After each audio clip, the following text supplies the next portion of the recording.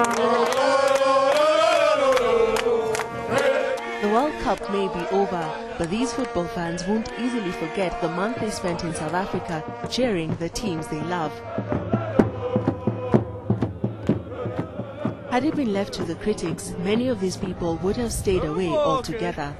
Before the tournament, South Africa had been internationally slammed that it wouldn't be ready on time and for its high crime rate.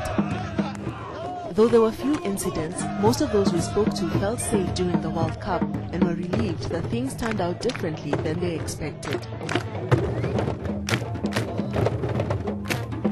Yeah, actually, they've been really nice. It's like I didn't expect like this country to be this developed, like the roads and how the cities are, and everything is been really good. I came down here and people were telling me come back alive.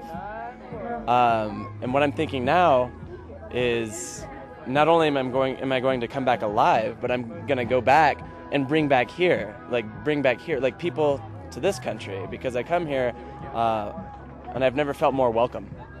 And so I think the World Cup has given an opportunity, I mean, especially in Soweto, which is considered a dangerous place, apparently. Johannesburg, which is one of the most dangerous cities in the world. But I mean, I come here and I've been walking around in the ghetto, you know, and people are saying, how do you like South Africa? How do you like Soweto? How do you like our home? You're welcome. They literally say, you are very welcome. Bring back your friends, bring back your family. In total, about 500,000 tourists came to South Africa for the World Cup, but it wasn't a coincidence.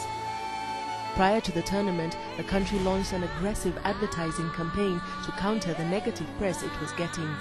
The ads ran on all major international networks and involved some of the country's biggest personalities.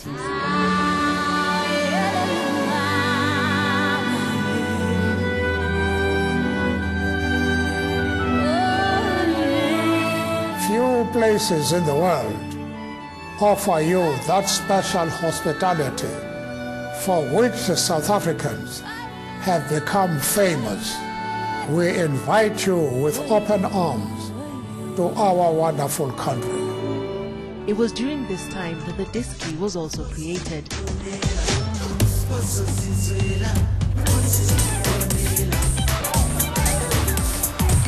Soon, even Disney characters were doing the dance.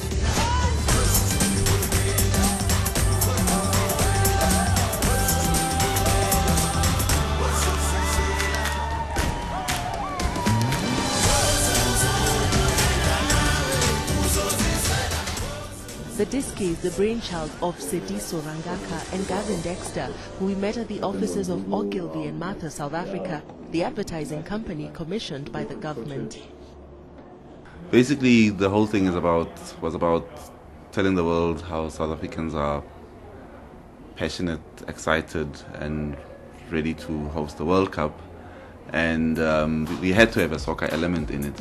But the good thing is, the way we play soccer here is so different and unique on its own that, you know, it wasn't much of a problem. So we focused on what is unique about South African soccer.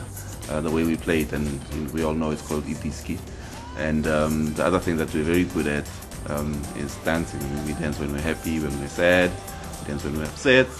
So it kind of made sense to combine these two things to create the unique dance that we could then get the world involved in, as a kind of invitation to say, you know, come and have a good time with us in South Africa. Especially regarding South Africa, I mean, you don't want to portray South Africa as this kind of black and white, monochromatic place.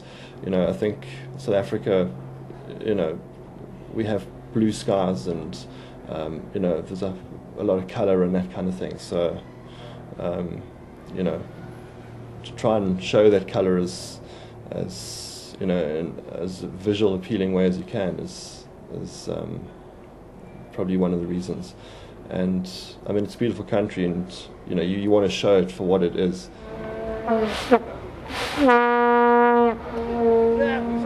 So far, South Africa estimates it's made about $1.32 billion from World Cup tourism alone, which is 10 times more than what it spent on marketing. The month-long event cost more than $5 billion in total, which included the construction of world-class stadia and infrastructure the country hopes to use in the future. But will South Africa's World Cup create foreign investor confidence, increase their interest in the country and maybe even the rest of the continent? Aubrey Mashiki is a political and social analyst.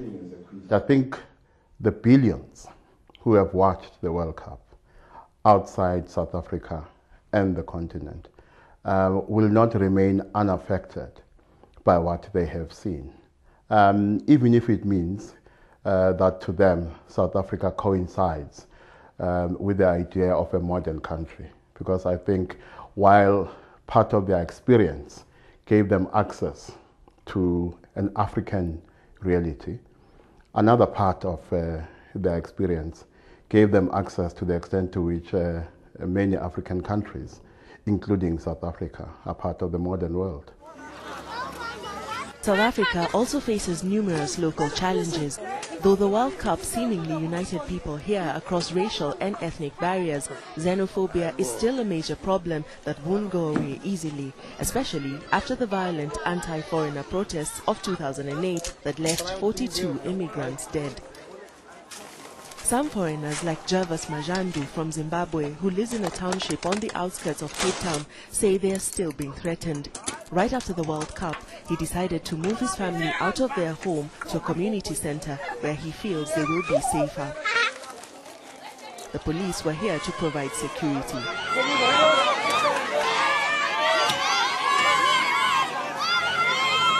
I'm scared because I work for a small money and trying to balance my life, but now people are trying to take us our properties.